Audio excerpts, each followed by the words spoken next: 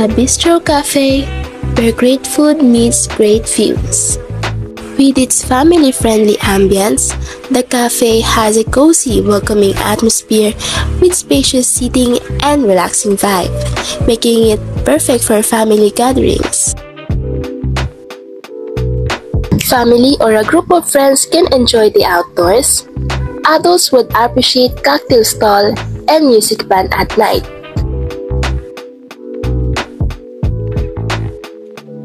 Variety of menu options, the Bistro Cafe offers diverse menu with something for everyone. They are known as well for some of their bestseller and must-try menus, such as Sapin Sapin, and of course, 4-cheese pizza, bacon cheese fries, mini burgers, or known as Polrak pork sliders, and halo halo. They also serve very Filipino meals, breakfast meals, desserts, coffee, and cocktails.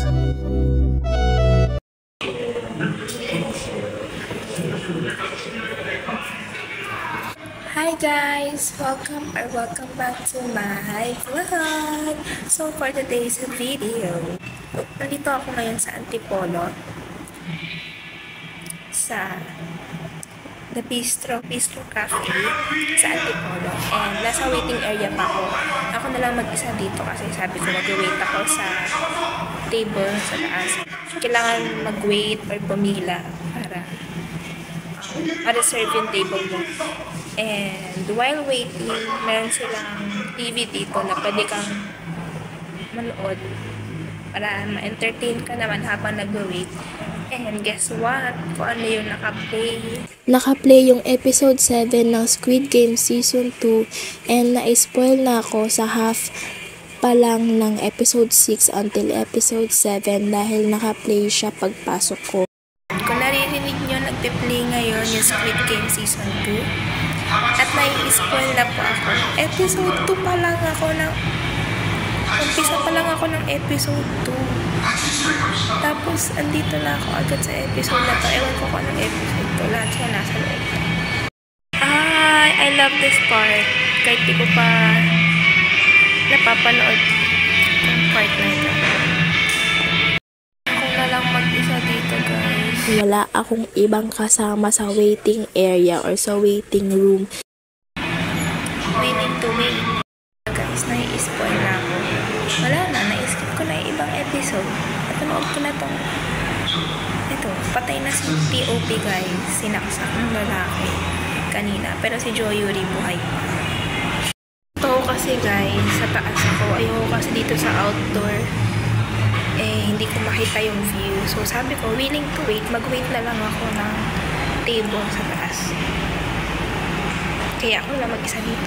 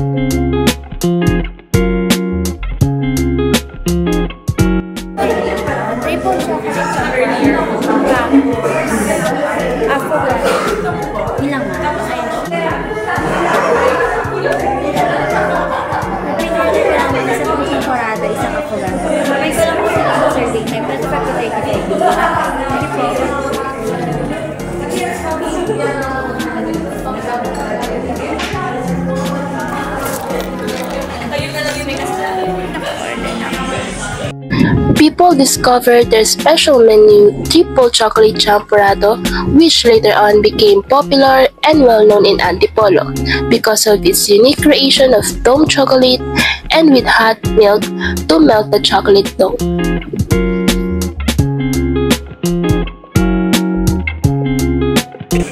Thank you po. May kasamang danggit, guys. So, ayun na siya. Tatry ko na yung famous triple chocolate champurrado ng Bistro Antipolo. Bon appetit!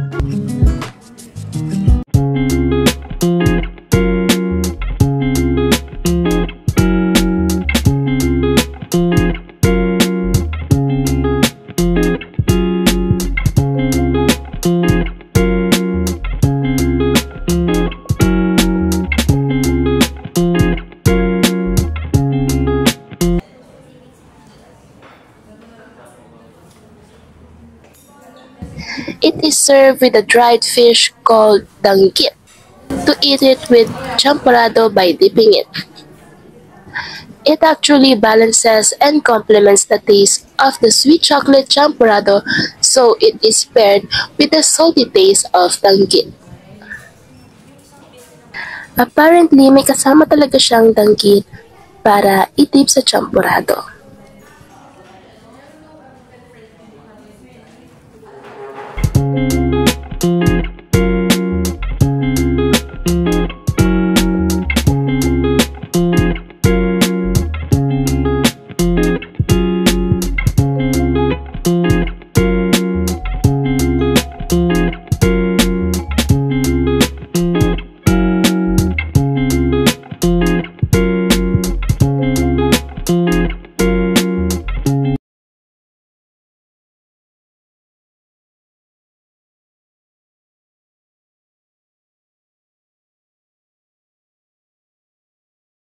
May avocado, vanilla ice cream with shot of espresso. Natapon lang guys, kaya medyo messy. So, paubos ko na yung champurrado. Busog na ako. And ito yung danggit ko. Yummy!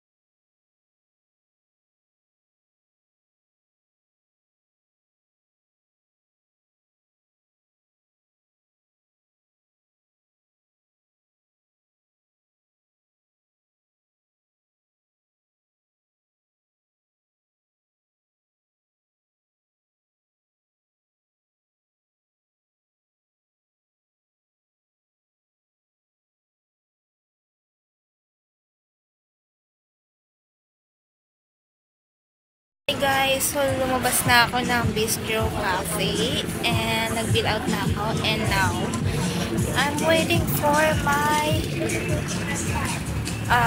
angkas na lang kasi pupunta ako ng Starbucks ngayon and nagpupunta lang ako ng Move It. So eto, nagbe-wait ako sa labas. Parating naman na siya mga 2 minutes. Sobrang kusog ako guys, sobrang Naumay ako sa champorado, pero masarap. Tapos, may kasamang danggit. Okay, nandito na yung cookie ko, guys. Story telling mamaya. I'm here na sa Starbucks.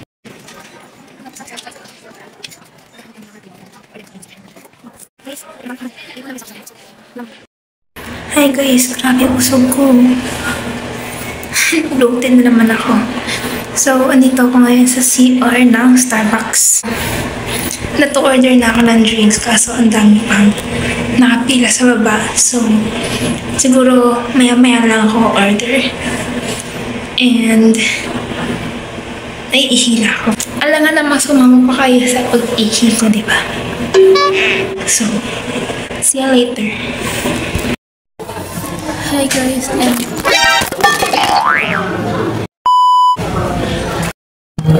nahulog pa nga talaga kayo. Reading ko sa camera.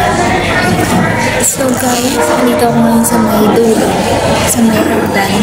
Dito na lang ako naghanap ng inukutan na may saksakan pag nalulog na yung laptop ko kasi. Kaya ako nagpunta ngayon ng SB kasi mag-edit ako ng videos.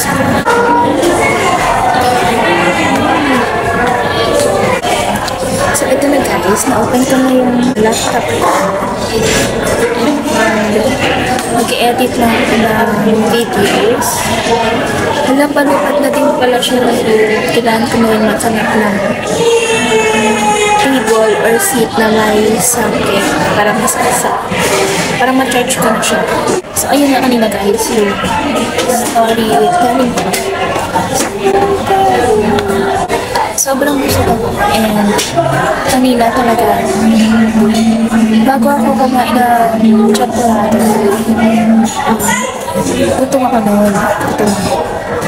But kumain ako ng konti sa bahay, pero buti na nga lang kumain ako ng konti sa bahay kasi medyo natagalan din yung paghihintay ko sa waiting area. So sakto lang din habang nag-hintay ko din gutom na ako. So pag-update ko, order na ako agad ng champorado and avocado.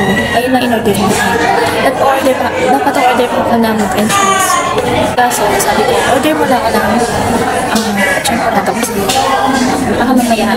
Piling ko kasi madami na talaga yung servings dahil mahal na. Ganun kasi talaga guys, diba kapag mahal. Madami yung servings. So sabi ko, feeling ko magubusog ka agad ako sa champorado and marami yung servings na. Kaya sabi ko, yun pa na yung ordering ko. Then sabi ko, mag-order na lang ako siguro after ko kumain ng champorado kung kaya ko pang kumain. Kung hindi pa ako masyadong busog. Ilang nga. Pwede mo mag-order later if but guys, guess what? Muntikan kong hindi naubos yung champorado kasi halos maduwal-duwal na talaga ako sa pagbusukan.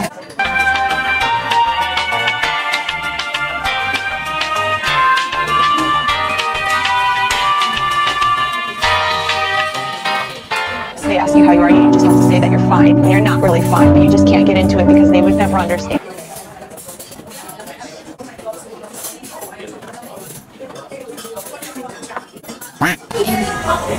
Sobrang tamis. So una guys, ito yung review ko sa anong isda yun.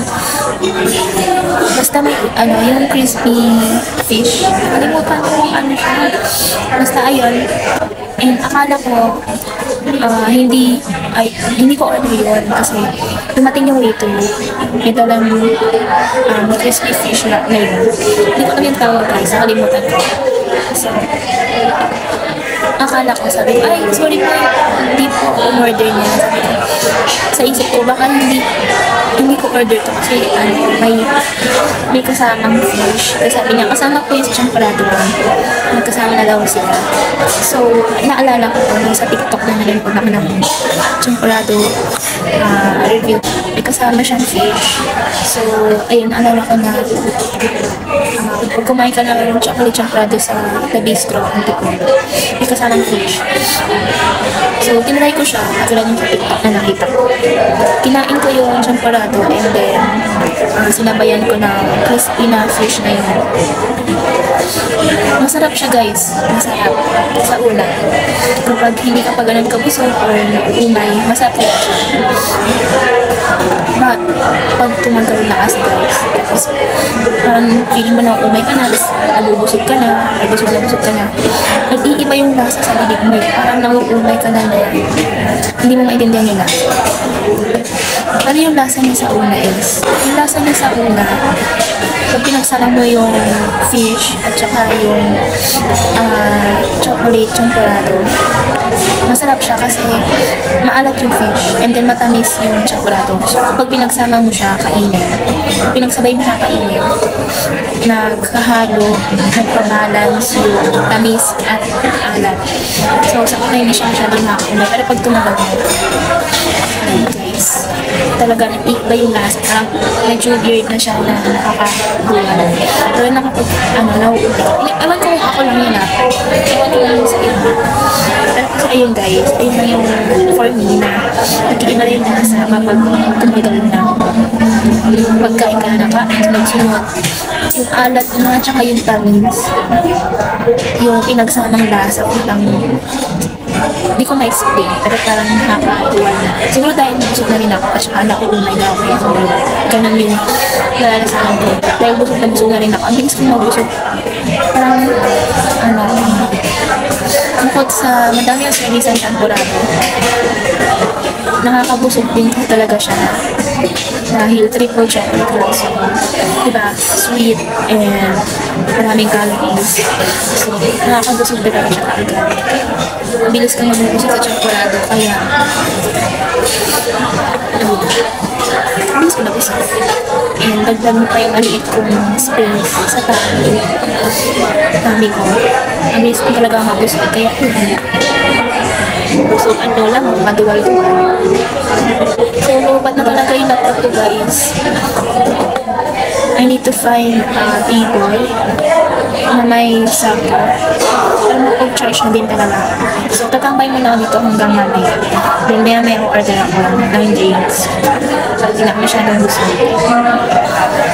Gabi pa kasi makapila sa labas. So, hindi mo na ako umorder. And then, guys, yung avocado pala. Nadidinig ko kasi yun sa mga Korea and sa online before pa. Tapos nakita ko sa menu ng gusto. Sabi ko, gusto ko i-try kasi it sounds tasty. And then, I searched it online sa Google kung ano yung niya. And then, nakita ko, it's a vanilla ice cream with a shot of espresso. And nakita ko kasi siya sa menu ng espresso. So, ayun. Actually, pwede siya sa dessert. Ayun, hindi ko lang na-video yung paglagay ng espresso. Pero guys, natapon kasi. Buti na lang hindi ko na-video kasi natapon yung espresso. Hindi masyadong mailagay ng maayos o perfect yung waiter.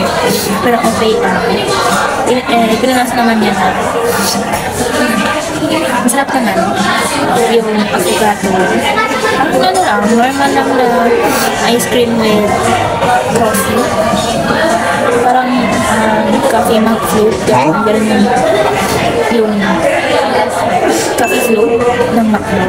Yung lasa niya. Pero, yeah, masarap din siya. It's good.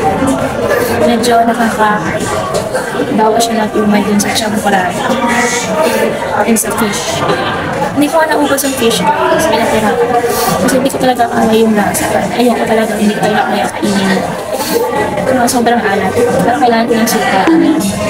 So, maya-maya kailangan ko nang namipat ng table.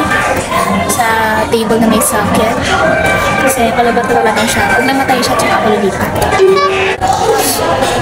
So, ito lang yung headset ko guys. Meron akong wired and meron akong laptop. Ito talaga sa laptop ko. Pag nasa laptop ako, tapos mag-edit ako, ito lang.